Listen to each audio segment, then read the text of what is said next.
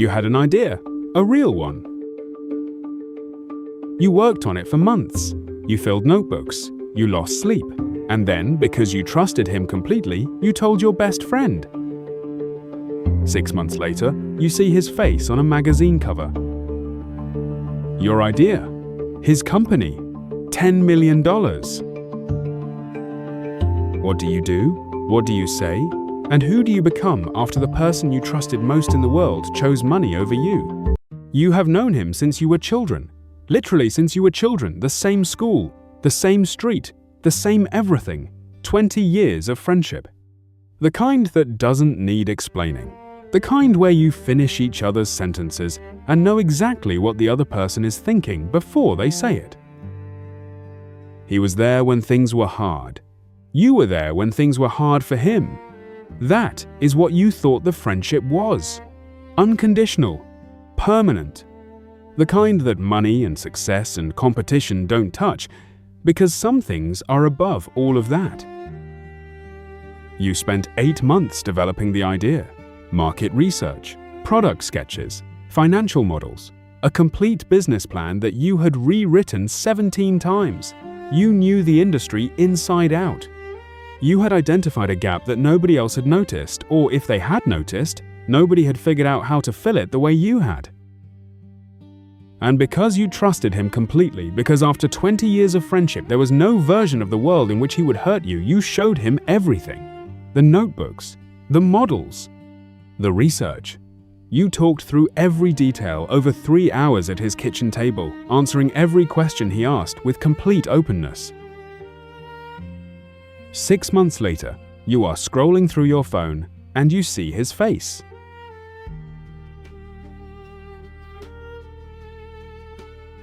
And below his face, in bold letters, the name of the company he has just launched.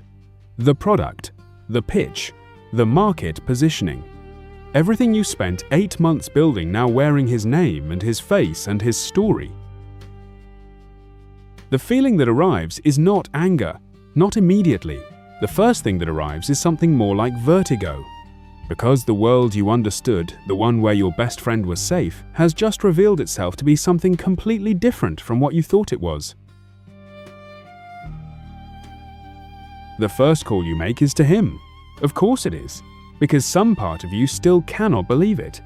Some part of you is certain there is an explanation, a coincidence, a parallel development, something that will make this make sense without meaning what it obviously means. There is no explanation. He answers the phone and within 30 seconds you can hear it, the defensiveness, the slight coldness, the way someone speaks when they have already decided on their story and have been waiting for this call. He says the idea was his. He says you are misremembering. He says you are confused. And the anger arrives. Finally, complete and total and fully justified anger at the person who was supposed to be safe. Now you have decisions to make. Real ones, under real pressure, with real consequences. The first decision is whether to fight legally. You have the notebooks, you have the timestamps, you have emails where you discuss the idea with him before he launched anything.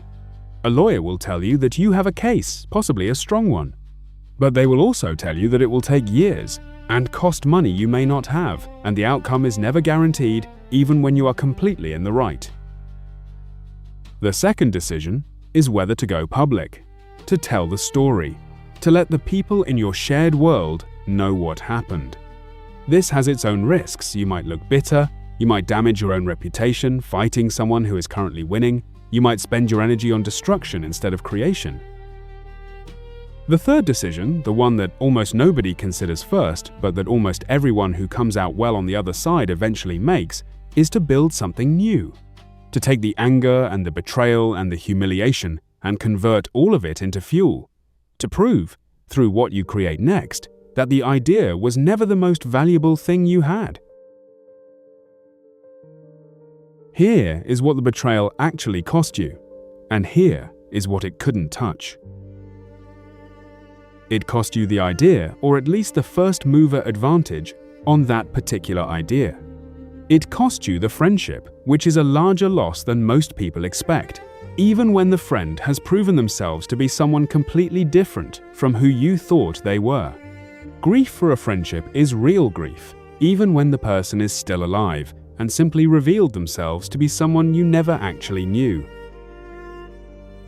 It cost you a certain kind of innocence about trust.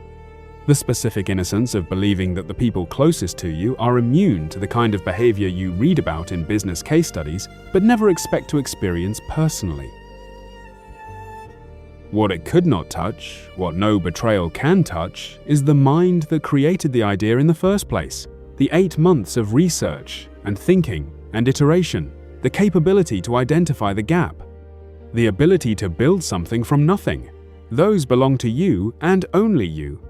And the person who stole the idea is now running a business built on a foundation they do not actually understand, because understanding comes from the process notebook.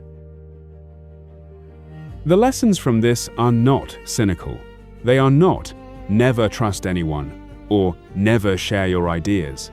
The lesson is more specific and more useful than that.